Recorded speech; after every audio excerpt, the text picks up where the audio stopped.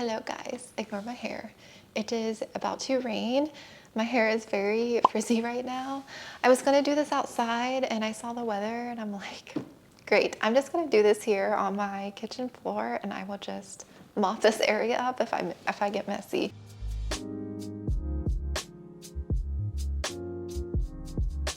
So what I am going to do is show you guys my updated soil routine. So many of you are asking for just an updated video.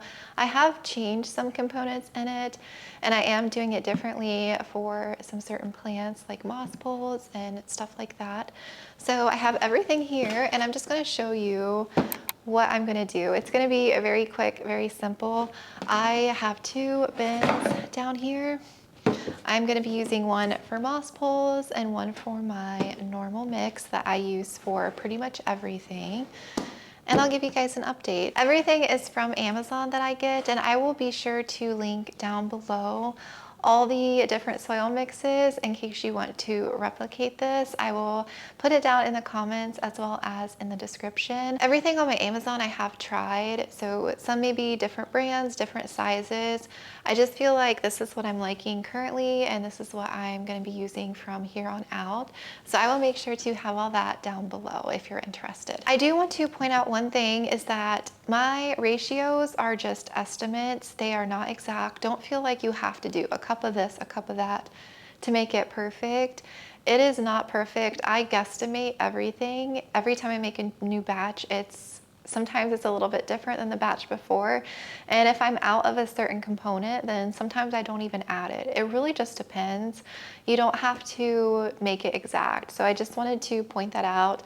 Don't feel like you have to make it exactly like I do, because you don't. And also, just because I changed some things recently doesn't mean that my old mix isn't any good anymore. It perfectly is. I will link my old soil mix video down below too. It basically is just the potting soil base, and then I added perlite, bark, and charcoal. That is absolutely great. You don't have to add anything extra. I still recommend that mix and it's still great, but recently I'm just finding that I want my poles to have more aeration in certain plants, and this is going to be the only mix that I will use from here on out. There won't be any questions on what mix a certain plant is in. It'll either be very chunky or not as chunky, but still chunky. So I'm gonna get started here. I'm gonna show you the components that I use, and then we will make two batches up. I'm going to quickly show you the components I use. My potting soil is Fox Farm Ocean Forest. This is what the bag looks like. I get the big bag. This one is 42.4 liters or 38 dry quarts. Peat moss is a component in here. It has lots of nutrients. You don't have to add like worm castings or anything like that because it does contain that in here. So I just really prefer this mix. My plants love it, and I just can't say enough good things about this. It's totally worth it. It doesn't have fungus gnat larvae. It's just, I don't know, it's just my go-to for everything. Perlite, I just use good old Miracle-gro. It is a fine perlite. Some people don't like this one. It is dusty. Some people use like a strainer and they sift it, and any of the smaller particles you just toss. Perlite just is really good for aeration. The only thing with perlite is sometimes over time it lifts to the top because it is so like light and fluffy, and it kind of crinkles like when it kind of crumbles a little bit. So some people don't really like perlite. Some people would prefer to use pumice or both. You don't have to use perlite, but it's just inexpensive. It works great and I love using it. This is some pumice that I bought, and I'm recently going to be adding pumice to my mix as well. You don't have to do both. Really the only difference with pumice is that when you squeeze it, it doesn't break down. It's more of like a rock, and it stays put in your mix. It doesn't like lift to the top over time. So I'm mostly adding this in for my moss poles, but I'm gonna add a little bit into my normal mix as well. And this one is by Soil Sunrise. This one is 4 quarts. So it was a little bit more. The last bag that I bought from Rio Hamza Trading was only 2 quarts, and this one you get more. So I will make sure this one is added to my Amazon because you get a lot more in it. And I feel like I haven't looked at the pieces yet, but I feel like it's still like a pretty decent sized piece of pumice. Charcoal is next. This is going to be my go-to charcoal from here on out. It's by Perfect Plants. The charcoal by Espoma that I was using is a little bit more fine. I like the chunkier pieces, again, just for that added aeration. Charcoal is good for the aeration factor. It removes impurities. I've used charcoal in my mixes for a long time and I love it. I would rather it be in my mixes. So that is that, but you don't have to add it. Next is orchid bark. I use two different things. Most recently, I started adding a chunkier piece. This is the orchid bark that I love and use and recommend. It's by Hamza Trading. It's more of a finer perlite. It's not as chunky. And I love it. This is 8 quarts. And from the same brand, this is actually called fir bark and not orchid bark, but it is chunkier. And again, this is going to be mostly for my moss poles. This is 4 quarts. Last but not least is, I didn't realize I was out. This is Leca. This is actually from Ikea. I do have another bag that I got off Amazon I can link below. This one is a little bit more of a finer Leca, but again, I just like the Leca for the aeration and moisture retention component. So this is all that I have to work with. I'm going to try and use this sparingly so I have enough for both batches. But again, if you use orchid bark, you don't need this. Oh, I do want to point out, I get these containers at Target. They are... I don't know the dimensions. This is a small container. I got this other one at Target too. I can try and link something similar down below. You can use a bigger container. I prefer to make mine up in a smaller batch. I just feel like I don't like using a big tub of it. I don't know. I just prefer to keep making smaller batches. So the green one is going to be for moss poles and the other one is going to be my normal chunky mix. All right. The cats are outside. I'm gonna go ahead and just put my mask on just so that I am protected. So for my moss poles, I'm gonna use about 30% soil. Again, it doesn't have to be exact. In my normal chunky mix, I use about 50% soil. So for this one, I'm gonna fill halfway, which would be about right here with soil. And for my poles, I'll just fill about 1/3 of a way with soil. That's like my best measurements on it.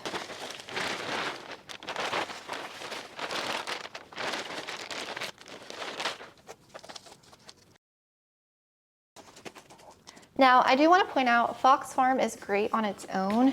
It does contain a lot of perlite and everything, so you don't really have to add extra. Honestly, it's such a great mix. I just like to add it to be more chunky for me, but you don't have to.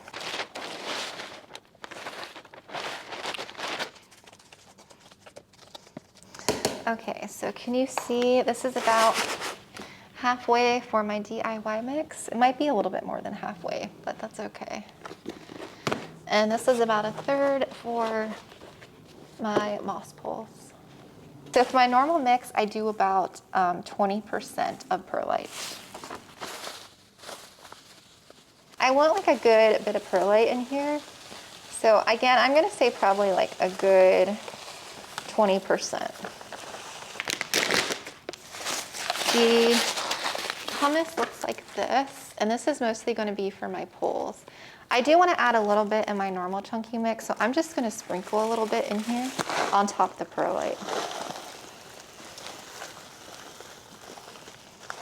Just a little bit, just like that. Now I would say the perlite's probably more like 10%. I'm probably going to add like a good 10% or so of this in my moss pole mix.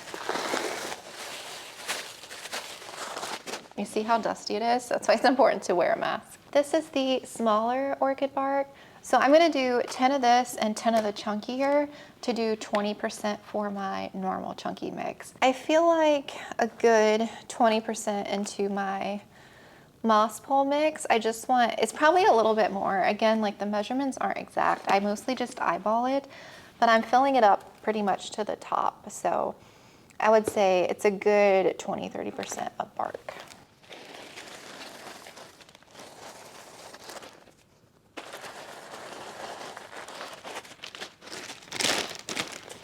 And this is what the chunkier pieces look like. I'm gonna add just a little bit of chunky on top. And then we're gonna fill this up a good way. So Leca and charcoal is about 10%. It's probably gonna be like 5 each for this one and probably like 10 each for this one.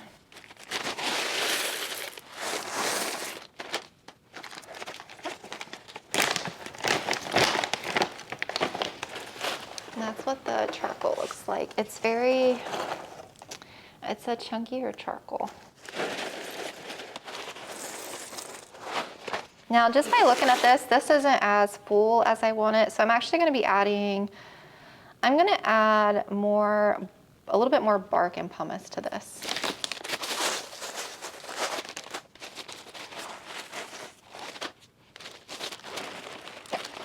All right, I think that is good.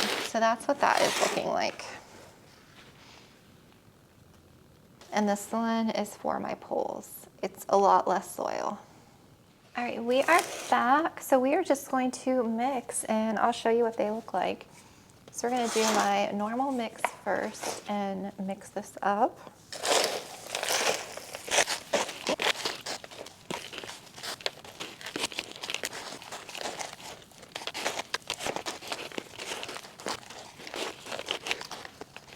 All right, just to make this go a little bit longer, since I have a little extra room, I'm just gonna throw a little bit more soil on top.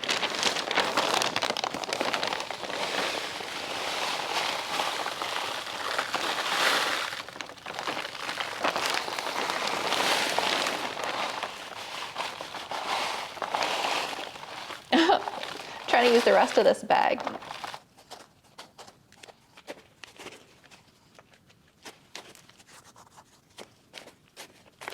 Looks amazing. And this is good for everything.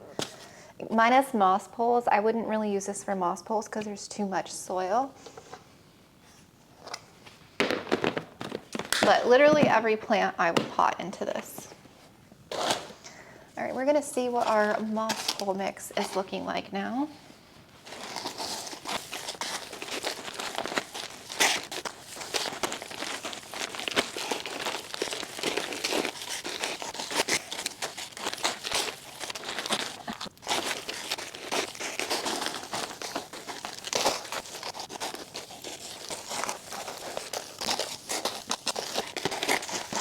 So this is my moss pole mix.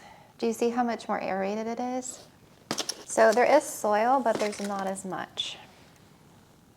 It's very aerated. Roots are not going to rot in this. Water will literally drain straight through. I think if anything, since this perlite is kind of fine, you could probably use less perlite and add more pumice actually. But I think it's good. I think it's aerated enough.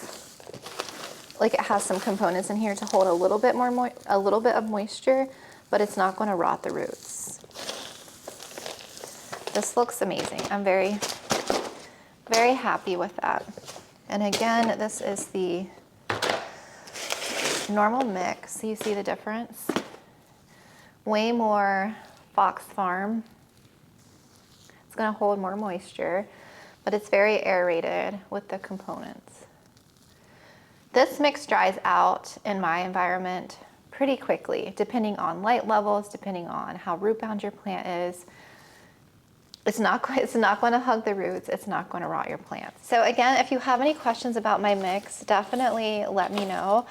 This is just perfect for me and my routine and what I like, and I'm happy to share this with you guys. And you know, I want you guys to have happy, healthy growing plants, and I want you guys to have your plants in a mix that's going to allow for that.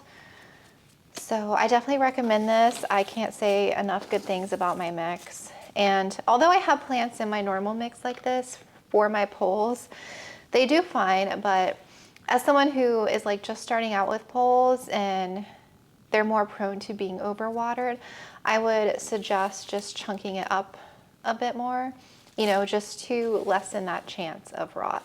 So yes, I hope you guys enjoyed. If you have any questions, let me know, and I will talk to you guys later.